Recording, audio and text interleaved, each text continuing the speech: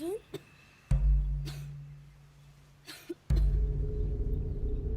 familia es todo.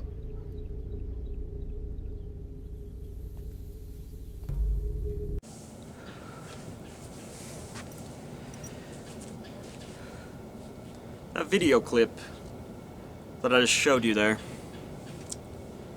it is from the show Breaking Bad. It came out several years ago. And while yes, that show is pretty degenerate, like most Hollywood filth is, it is, I think, an interesting and compelling story. To give you a little context here, in case you haven't seen that show, this is one of the cartel bosses, Hector Salamanca, teaching his two young nephews a valuable but honestly terrifying, frightening, and possibly traumatizing lesson about family. That family is all in the end. And that's what this video today is about. I'm going to tell you what inspired me to make this video is something that I have noticed, that I have seen basically every Sunday since I have been working this job that I currently do. I've had this job for about 7 months. I drive a truck for a living, about an hour and a half away down in Georgia. Every Sunday, usually around noon in the town that I work in, I drive by a certain house. It's a nice house, you know, middle class. And I've noticed that every Sunday, in the afternoon usually, I drive by there. There is a family that lives there. They're a large family. And I know this because every Sunday when I drive by there, I see them having a family cookout. Now this family, they are, I guess what you would call a Castizo family. Castizo. They're Mexican, but they're, I think I'm using the right term, I could be wrong. Someone correct me if I am, but it's a Mexican family, but they're not mestizo, you know, they're a Mexican family that has a lot of their European traits still intact, you know. They're not, basically I'm assuming that their ancestors were Spaniards who came over, and there was probably very little mixing with the Native American population there in Mexico. I can tell this because I've seen them. I've actually spoke to them a couple of times. They're very kind people, very nice people, you know. And every Sunday when I drive by there, I see them. They're all out there. They have a tent set up there in their yard. They have picnic tables. They have a huge family.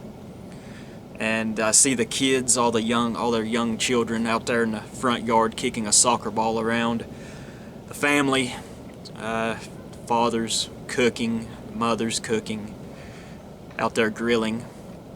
And the elderly members of the family sitting there talking to each other, laughing at their young grandchildren. It's antics. You know, so I'm sure there's a lot of people that call me racist, you know, but I don't really care. But, you know, I don't necessarily see myself racist because, you know, seeing something like this, honestly, it makes me smile, you know. It warms my heart, to tell you the truth. That this family, you know, their large extended family, gathers together every Sunday to eat and socialize and be with each other. You know, it makes me smile. It really does. Now, what I'm getting at though is this Mexican Castizo family. What they do, I think it's wonderful. But honestly, how many white families are there out there today that does something like this? It's a genuine question. And honestly, sadly, I don't think there's all that many. It's a terrible deficiency. You know, it's very sad to me. My family, we don't do this. We only get together usually, well, basically since I've moved away, a few times a year. And it's usually, it's just my immediate family. My brother, his wife, father, a great aunt, her boyfriend, you know. It's not an extended family thing like it is, you know. My parents, my mother and father, they divorced when I was 19. I go see her separately, you know. But I'm speaking as a broader thing, though, about my race in a broader context. I wonder how many white families actually do this every Sunday, you know. I don't think there's very many, and that's a damn shame. It's a sad thing, to be honest. It's very sad. You know, I mean, going back to what Hector Salamanca said, family is all. That's the truth. Honestly, at the end of it, when you consider everything, that's really all there is. This is a lesson that I took for granted there a few years ago. As I've said before, when I'm 33 years old. When I wasted my entire decade of my 20s. I was into hard drugs. I was a criminal, you know. I didn't really get cleaned up until I moved down here. About a little over 2 years ago. I know the last year was pretty bad that I was still back home. My family I only seen a handful of times probably the last year and a half that I was there. I was pretty bad off. I didn't really want my family to see me very often. I looked bad. I was killing myself, for lack of a better word, and I couldn't hide it. You know? And I didn't want my family to see me like that. And I regret that time lost terribly. You know? Don't be like me. But I know all of you watching this, you younger men and stuff, younger women, y'all are a lot smarter than I was. So I moved away. Miranda got her job down here. I live about 3.5, 4 hours southwest of where I'm from. I don't get to see my family very often. You know, I hate that I had to, but the way I see it, honestly, I had to do it. I wasn't going to straighten up being at home. I was too far gone. You know, I regret that terribly. I only seen my mom maybe twice the last year and a half that I was there. She lives about 30 minutes away in North Carolina, just across the mountain, basically.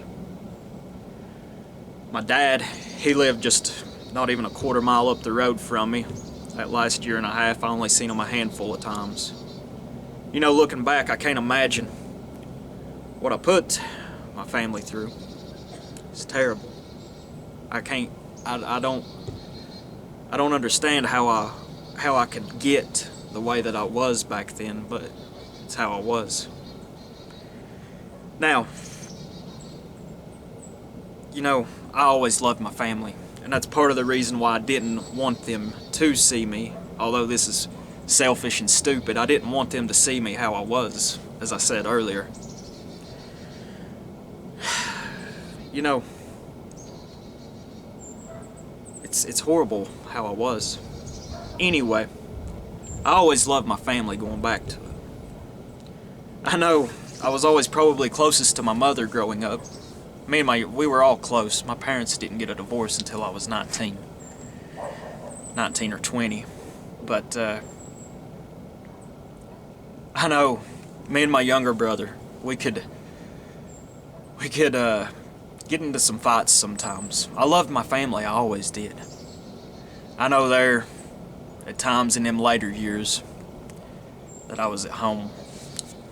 My dad and my younger brother, they could get me so angry sometimes. I could get infuriated with them.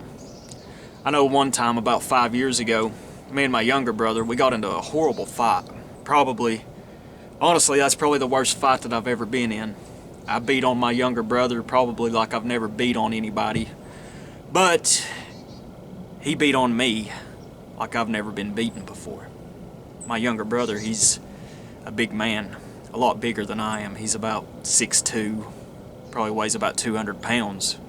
Compared to me being about 5'9", 160, 170 pounds. We got into a terrible fight one time. I got the better half of him the first half. I got the better of him the first half of the fight because it was my fault and I started it. But he got the better half of me and won. You know, I was pretty angry. When I got up off the ground, I was bruised up. I was bleeding from the back of my head. He was bruised up and bleeding a little bit as well. I stormed away. I went back home. But the next morning, actually it was in around the middle of the day that we had this fight. I went home, I laid down, got myself to quit bleeding, put a little ice on me. I believe I had a concussion, to be honest, because the rest of that day I just laid in bed in the dark. Bright lights was hurting my head. But that next morning, I felt horrible after the fight, you know. As I said, I'd never really gotten into it with someone that bad.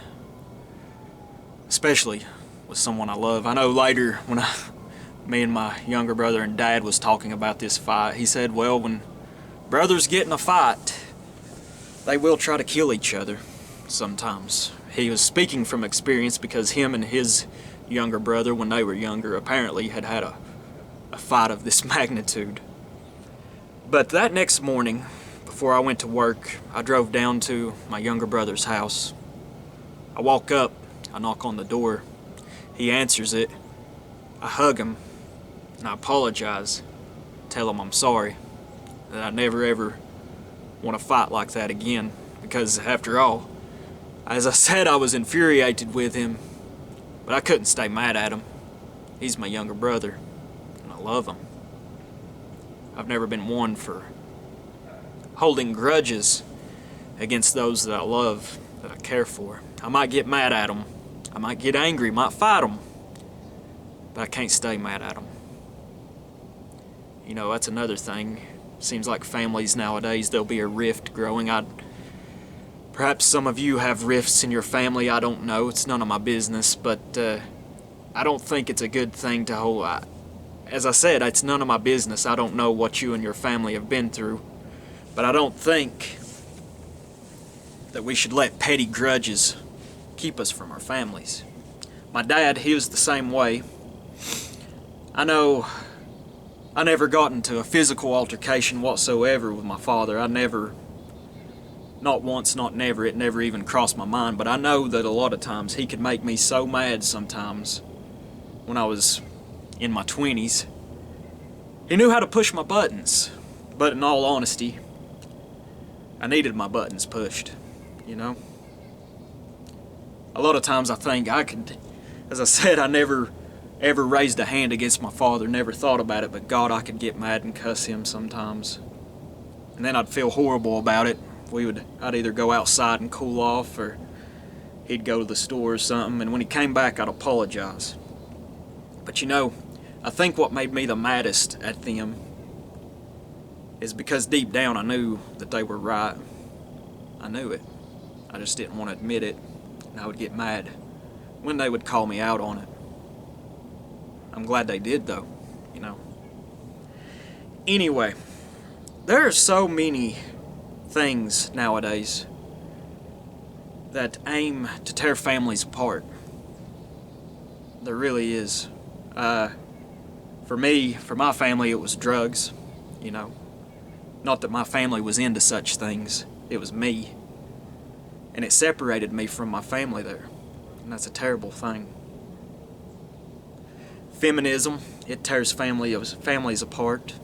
There's so The modern world that we live in, the modern society, does every fucking thing that it can to tear families apart. It's horrible. It's a tragedy. I mean, just the act of living, in a way. As I said, I'm from a very rural, very small part of northeast Tennessee. Miranda, she got a job down here. She got a very good career. And that is why we moved down here, you know. That, and I needed to get my shit straight. So, but even that itself, you know, how many times do you see families nowadays? The young children, they grow up, they become adults.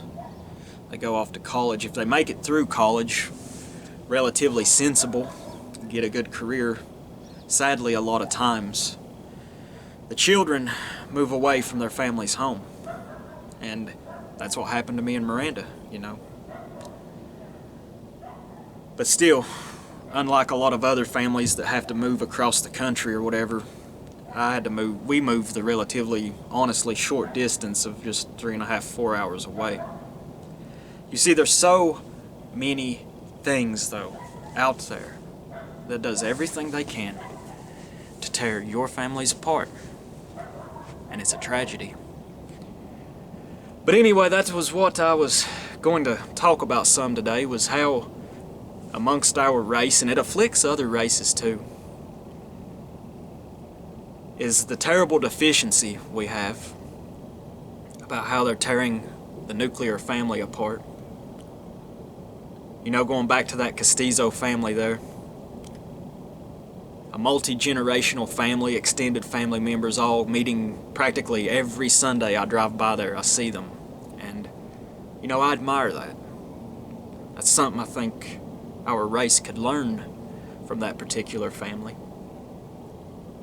Don't let your families be torn apart. And now that we're entering the holidays, Yule, or, you know, Christmas if you're Christian,